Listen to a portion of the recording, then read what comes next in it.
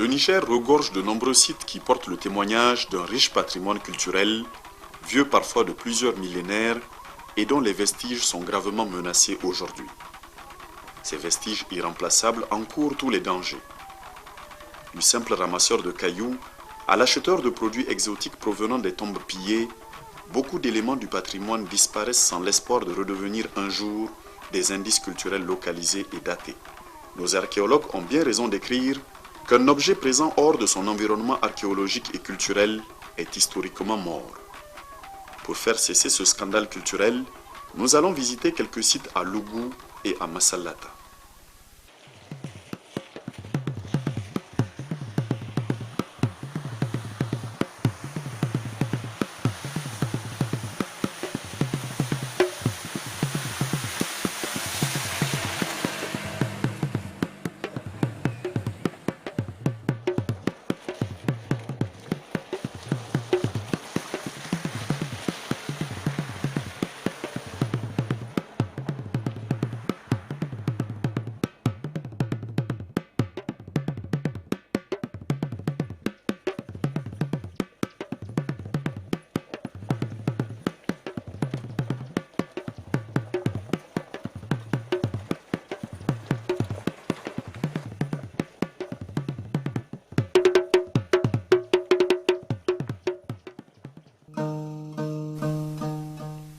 Nous sommes à Lougou, un village situé à 350 km de Niamey, dans l'actuel département de Dogandouti.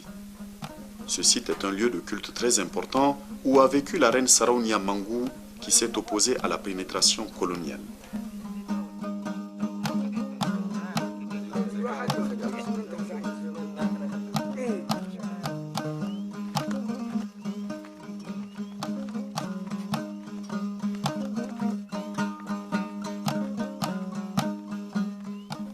Tungouma est une pierre dont l'origine se perd dans la nuit des temps. Elle a pour rôle de départager les antagonistes. Si quelqu'un est accusé de vol, d'adultère ou de sorcellerie, cette pierre infirmera ou confirmera les soupçons. Si on lui présente un malade, elle indiquera ses remèdes.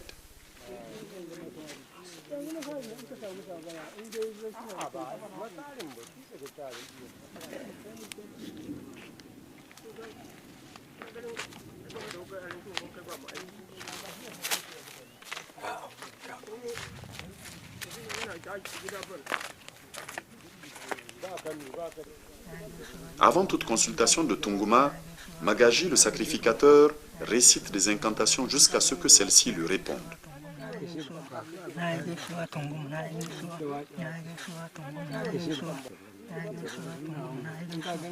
Ensuite, il chante les éloges de la pierre qui, exaltée, entraîne dans une course effrénée ses porteurs.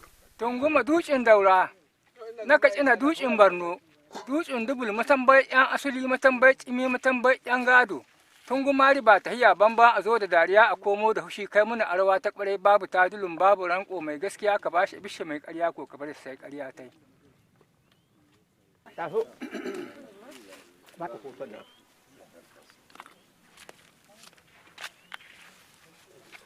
C'est à ce moment précis que les consultations sont admises aux frais de 100 francs CFA par consultation.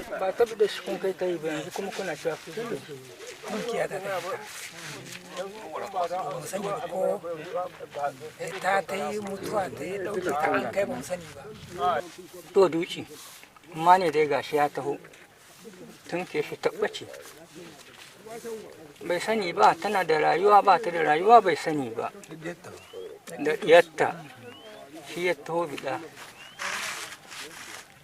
kai tun ke gare ta umma ne duci shi dangana mutuwa dai ta yi tunguma ka tuwo mu gani tun ke ya ta umma ne da tabbace da diyatta shi dangana mutuwa dai ta yi tunguma ka tuwo mu gani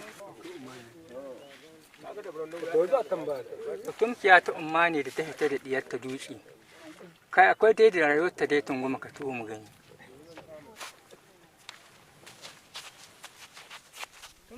Lorsqu'un Magaji meurt, c'est la pierre même qui choisit son successeur.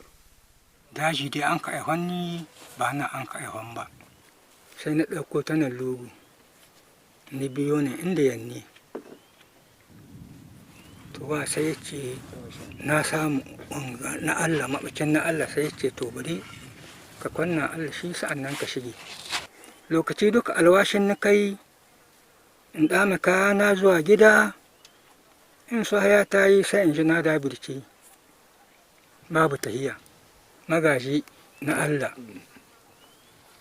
To sai rashin lahiya ya kama shi da san ce to yanzu da ban tahiya dai kowane sai ya sami lahiya. To milata ashe na cikawa na an ka tona an kai ta tambayoyi duk inda ɗan mutumin lugu shike. To sa'an nan da ba a ga ta kama kowa ba an ka ce to dutse kai faɗa mai takin takalmin gana shi dai ka hishe shi, sai ta to kai garin ta yi tsaye. To shi kenan da kaji zama nan. Pour Magaji, Tunguma est une pierre certes, mais une pierre vivante. Chaque fois qu'il y a un problème qui se pose ou un conflit dans le village, la pierre juge et tranche sans appel.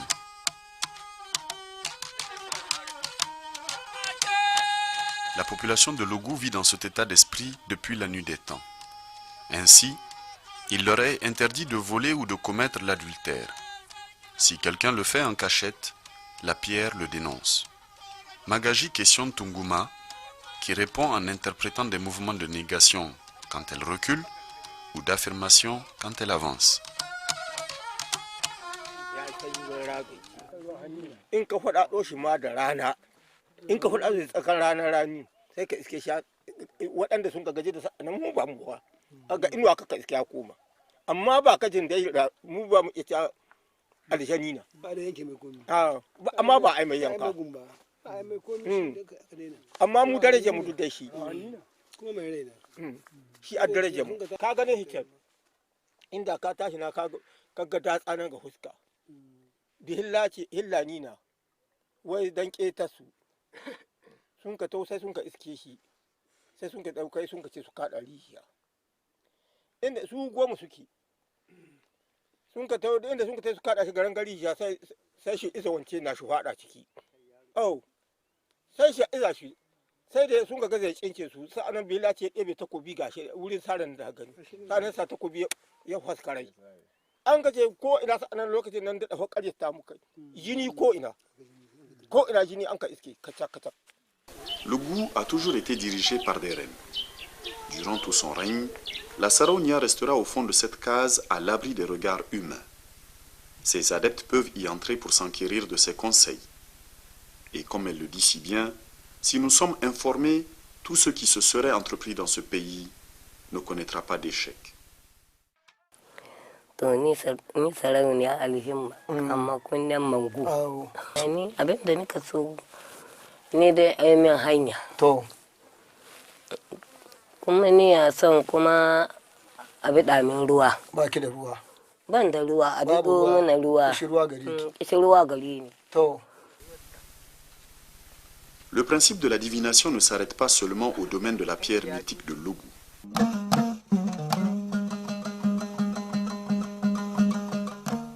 Il s'étend jusqu'au nord-ouest du canton de Birninkoni, chez les Azna de Massalata.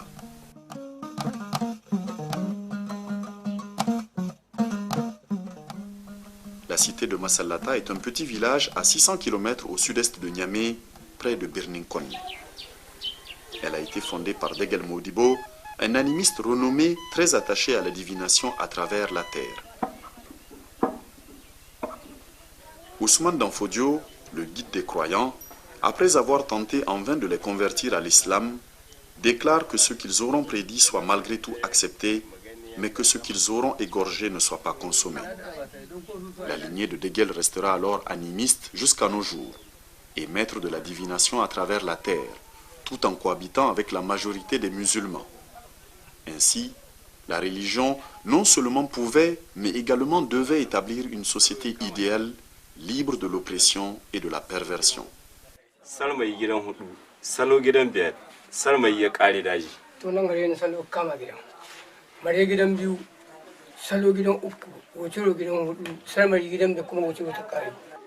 Allah so ciwon nan ka faɗa mai da baya fara kama shi. Mu magana ƙasa ta muta.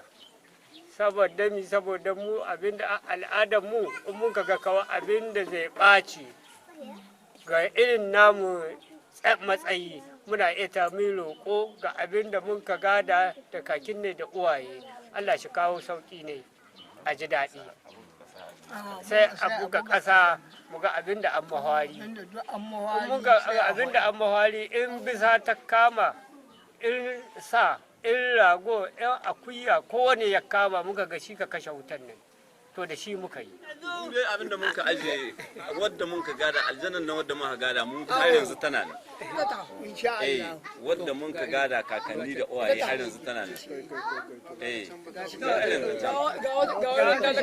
ga wata da ka gani ta bin da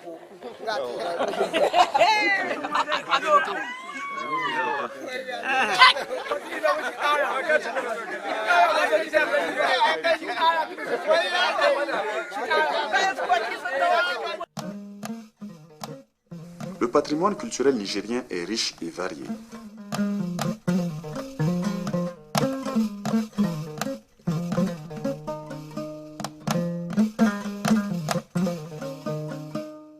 Face aux menaces qui pèsent sur sa détérioration, les autorités doivent accorder beaucoup de soins au patrimoine archéologique, à sa préservation, à sa conservation, à son enrichissement et à son exploration.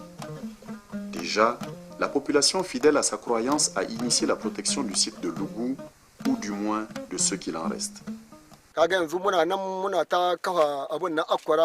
ta wannan hurje muna son mu yi ta abin tarihi wato wanda wata nan ga shi don mun kawai itace yanzu sabon kashi to muka son kaman saboda wata ran an ka tau ko ga diyan mu ko ga jikokin mu wani abin ba sai an wahala ba sai a ce ga da an shigo kofa sai a ce wanga wuri ai duk karanta ta yakin da an kai na ta mangu sarauniya.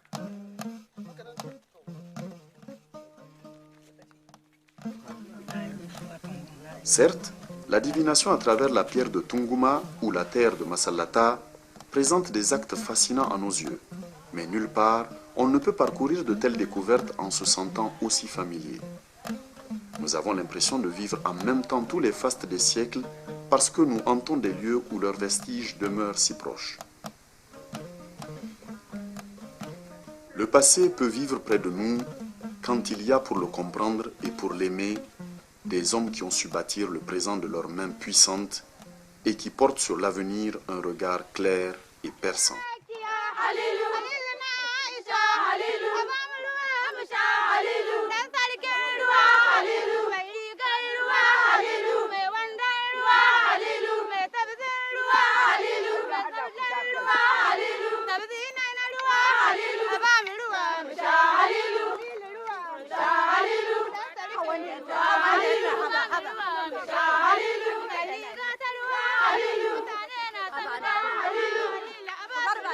Hallelujah.